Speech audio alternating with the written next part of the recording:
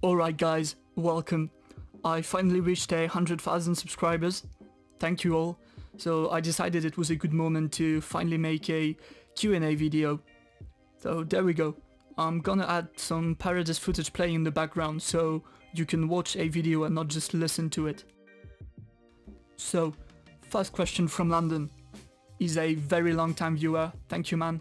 How did I decide to start a YouTube channel? I was actually looking for Thiago Motta's compilation videos and I couldn't find them, so I just decided to do it myself. After I realized I could produce some football videos, I thought, why not bringing a little bit more and some pieces of analysis? So I produced a Mbappe analysis video, which got like 500,000 views very quickly. And I realized there was some potential at that moment. And there I am, like 160 analysis later. Second question from Lucas. How old are you? I'm 22 years old, which means I was 20 when I started the channel. Oh sorry, next question gotta be after this pass. Absolutely world class. Are you from Poland? No, I'm not. I'm French and I come from Paris, as you can guess from my accent and my club. I got a little bit of Polish background though. Where did you learn tactics and football analysis? Very good question. First of all, I don't consider myself to be an expert at football. You need a whole career to pretend reaching that level. And the more you know about football and the more you realize how much you gotta learn. I just try to bring good pieces of content to help people understanding something they were not really explained before.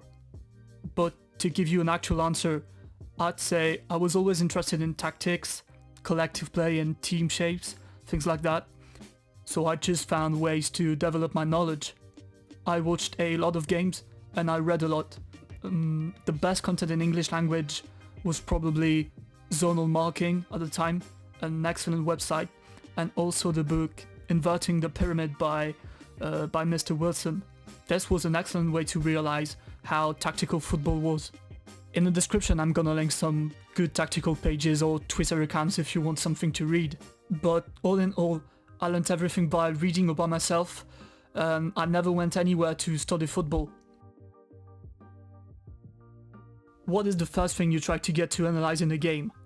Well, now I almost automatically spot the formations, as I'm used to it, but I mainly try to figure out what both game plans are and what plan or what team has gone better tactically into a game.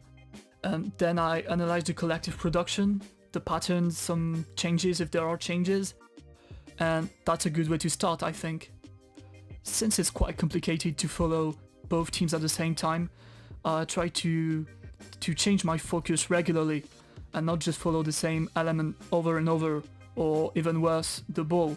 Like this, I think I can improve my overall view of a game. That's a way to analyze it.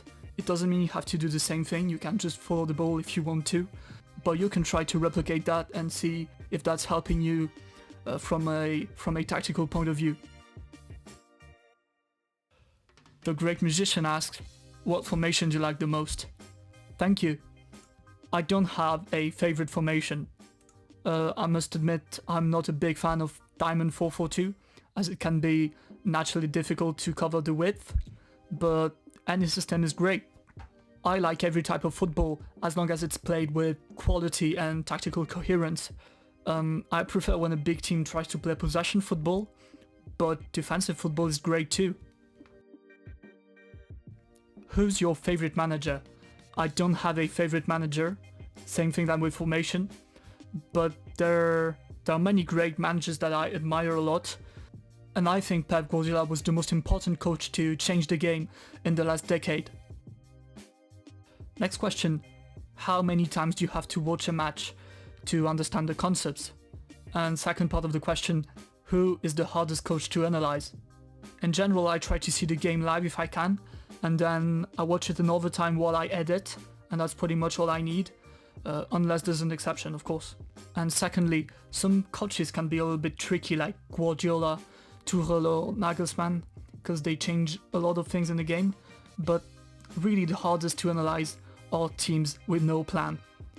It can be very complicated to analyze chaos, things get very unclear, and that's the hardest to me.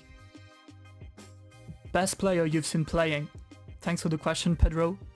Difficult to answer, but from the stands, I'd say Cristiano Ronaldo and Neymar. They're really another kind of players. And in terms of intelligence, Thiago Motta was the most impressive. You must really see it from the stadium to realize how good and intelligent he was. Is Mbappe a bit overhyped? Not at all. He is such an advanced player, not only because of his age, but all the things he does on the pitch, all the goals he scores. I mean, the boy has scored in the Champions League away at Liverpool, United, City, Dortmund, Bayern, Juventus. In the World Cup, he scored 4 goals out of 7 shots only, and 1 in the final. How can that be possibly overrated? That makes absolutely no sense to me. The first time I saw him play was when he was with the youth team of Monaco. He was 16 at the time, and I immediately thought, he is the next big player. That was absolutely mind-blowing.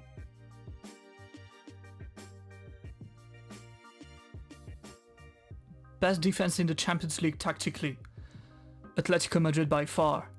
The quality, the energy, the attitude, they can beat any team with half the budget of Real Madrid, and it's been the case for years now. You could also say Juve, but I think Atletico Madrid is the best defense in the Champions League. When did you see Leandro Paredes play for the first time? What did you think? Thanks for the question, Lewis. I knew his name from Boca and Roma, but the first time I actually watched him was during his time at Empoli. I thought he was an exceptional player, and I wanted him to come to PSG, so you can imagine I was happy when it happened. Alright guys, that's it for today. It's the first time I do a video like this, so I'm sorry if it's not top quality.